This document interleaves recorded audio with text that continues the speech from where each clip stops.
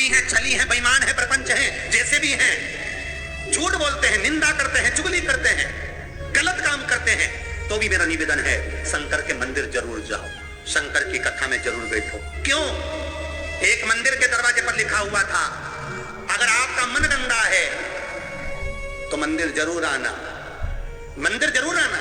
किसी ने पूछा, गुरुदेव ये मंदिर के दरवाजे पर लिखा है कि मन गंदा है तो मंदिर जरूर जाओ, उसका कारण क्या है? हमने कहा कारण केवल इतना सा है, बच्चा नाली में गिरता है, बच्चा धूल में गिरता है, बच्चा रज में गिरता है, बच्चा कीचड़ में गिरता है तो पड़ोसी साफ नहीं करता। उस बच्चे को अगर गंदगी हो गई है, बच्चे गंदगी में आ गया तो उसको कोई पड़ोसी साफ नहीं करेगा, उसको कोई पड़ोसन साफ नहीं करेगी, उसको देवरानी जेठानी साफ नहीं करेगी। बच्चा अगर कीचड़ में गिरा है तो उसको उसकी माँ और बाप ही साफ करेंगे। उसी तरह मन गंदा हो गया, चित्तवृत्ति खराब हो गई तो मेरे ये बाप के पास जाना, मेरी ये माता के पास जाना, और ये मेरा बाप, ये मेरी माँ तुम्हारे जीवन की गंदगी को समाप्त कर दें। दुख आया, तकलीफ आई, कष्ट आया, रोग आई, बीमारी आई, तकलीफ हुई है, कहीं मत जाना, ये मेरे माँ बाप के पास जाना, शंकर और पार्वती के पास, उमा महेश्वर के पास जाना, ध्रुमा ध्रुमावती के पास जाना, कमल कमला के पास जाना, तारा तारेश्वर के पास जाना, भोले शंकर के पास जाना। जब मेरा शंभु मिलेगा तो ये सारी गंदगियां मिटा देगा। रोग समाप्त। अकाल मृत्यु वो मरे जो काम करे चंडाल का, काल उसका क्या बिगाड़े जो भक्त हो महाकाल का। वो देगा, छप्पर फाड़ कर देगा।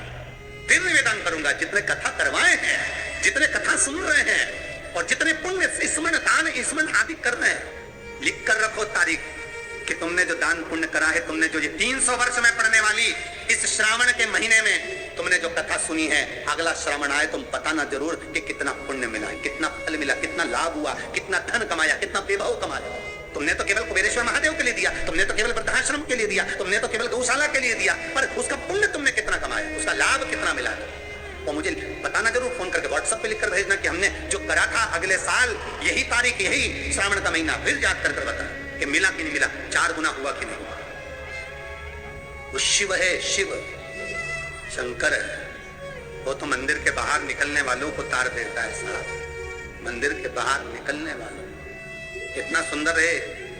एक चरित्र आता है लिंग पुराण के अंतर्गत। एक सेठ मर गया, बड़ा कंजूसड़ा था, बहुत कंजूस। कभी जिंदगी में ना दान करा, ना पुण्य करा, ना सत्कर्म करा, ना भजन करा, ना कीर्तन करा।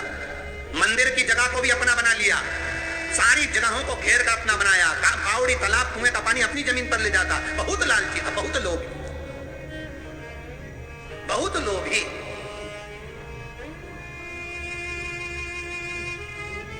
बस उसने अपनी पत्नी से एक बात कही थी कि मैं मरूं तो इतना सा करना, एक इतना सा काम करना कि किसी शंकर के मंदिर के बाहर कचरा पड़ा हो, धूल पड़ी हो, मट्टी पड़ी हो, उसको लाकर मेरे शरीर पर डाल दे, बस, और कुछ मत। पत्नी हमेशा पति से कहती थी, तुम कभी दान पुण्य नहीं करे, इस गांव में तुमने कोई अच्छा काम नहीं करा, तुम्हारे शरीर को उठाने वाला तक नहीं मिलेगा, बच्चे है नहीं, तुम्हारा अंतिम संस्कार कौन करेगा। पति कहता है बस तुझसे जो कहा वो करना, और कोई दान नहीं, कोई पुण्य नहीं, कोई सत्कर्म नहीं, कुछ भी मत कर। पैसा जोड़ जोड़ के मर गया। इतना सा कह गया, मरूं तो मंदिर के बाहर, शंकर के मंदिर के बाहर की मिट्टी, रज, कचरा शरीर पे डाल देना। कोई गांव के लोग नहीं आए महाराज, पत्नी गई, केवल मिट्टी लाकर शरीर डाल दी।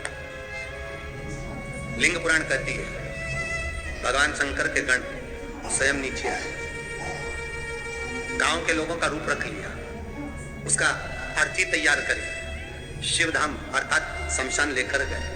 तो पत्नी पूछती है तुम कौन हो? गांव के लोग तो आए नहीं, तुम हो कौन? शिव के गण कहते हैं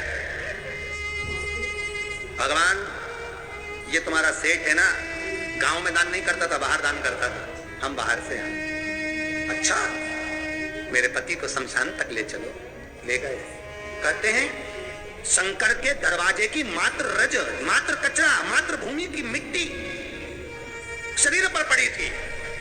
शंकर शमशान के दरवाजे पर खड़े होकर उसका वेलकम कर रहे थे, स्वागत कि पूरी जिंदगी भले तूने नरक बाड़े में निकाली, पूरी जिंदगी भले लूटने में निकाल दी, पर अंतिम समय सुधार दिया। अंतिम समय को सुधारने का भी एक क्रम है। हमारे शास्त्र कितनी सुंदर बात कहता है महाराज, कितनी सुंदर बात। 3 धनभागी हैं, 3 धनभागी हैं। पहले नंबर पर भीष्म पितामह, जो भगवान कृष्ण के दर्शन करे, जिन्होंने भगवान कृष्ण का बचपन से लेकर जवानी तक का दर्शन करा। दूसरे नंबर पर धनभागी हैं दशरथ जी महाराज, जिन्होंने राम जी के दर्शन करे। राम दशरथ जी के घर में जन्मे, कितने किस्मत वाले होंगे। और तीसरे नंबर के किस्मत वाले धनभागी हैं गिद्धराज जटायु, जिन्होंने प्राणों को त्यागा तो राम जी की गोद में त्यागा। शास्त्र कहता है इन 3 धनभागियों में, इन 3 किस्मत वालों में भी प्रबल किस्मत वाला है गिद्धराज जटायु। क्यों? क्योंकि भीष्म पितामह के प्राण छूटे जब कृष्ण सामने नहीं थे। दशरथ जी के घर में भले राम जन्मे, पर दशरथ जी के प्राण छूटे तब राम सामने नहीं थे। और गिद्धराज जटायु, जिसने जीवन भर मांस खाया, पर जब प्राणों को त्यागा तब राम को सामने पाया, तर गया।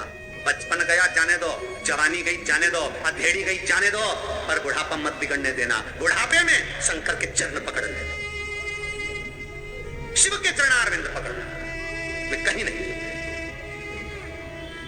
बीमारी भी दी है तो तूने दी है, सही करेगा तो तुम्ही ने दर्द दिया है, तुम ही दवा दो। मृत्युंजय है तू, जगत का भोला नाथ है तू,